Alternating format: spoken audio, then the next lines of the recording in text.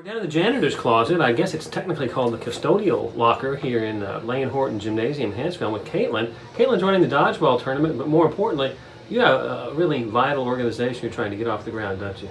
Yes, sir. It's called Lifelines for Thin Lines. It's going to be a proactive platform for the mental, emotional, physical, and financial health of our EMS, police, fire, first responders in our community. We have a need for it. People want to help us, so this is a way to bring about the support for us and a way for us to help ourselves as well. Now that was a very high IQ paragraph. Let's break it down. You've got Okay. policemen, deputies, firefighters, ambulance, EMS, air evac operators. All those folks do their job, often unseen by the public, right? Right. And what happens at home and on the job really takes a toll, I think, at times, doesn't it? Right. We've got a lot of mental, emotional stresses, and that's real big right now. We're getting more notice of mental health and first responders and police and fire. So this is a way to help us support ourselves and help others support us to give us the resources that we need to handle the emotional, financial, physical stresses of our job. Well, let's talk about a typical shift for, say, an EMS worker, law enforcement. 12-hour shifts, often starting at strange hours like 4 a.m. and ending at 4 p.m. And there's no stopping that, is there? It just goes constantly. No stop. You never know what you're going to get into. You literally don't know what's going to happen next. And I got to ask you this. You work with Cullman EMS. How do you mentally prepare for the unknown? And it's often crisis, trauma, it's wild stuff.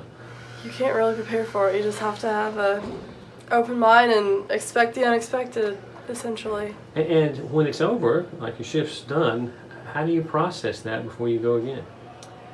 Well, I think there's different ways that people process it, and I think that there's a problem with how some of us do process it. Some of us bottle it up and we don't show it. Some of us go to counseling. Some of us, turn to substances to handle our stresses, and we're trying to find a healthier way for us to handle that. So. And the dodgeball tournament is a way to get some of that out in a more playful, fun way, isn't it? Right.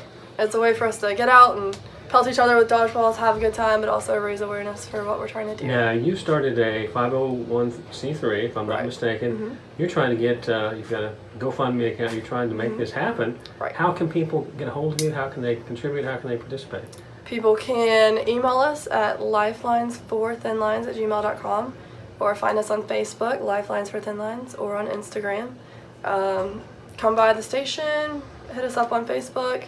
We've got lots of different ways. And if you're, wanting to help, if you want to offer resources, offer counseling, gym memberships, anything that can help us be healthier people, that's what we're trying to bring together here. Right on, it makes sense.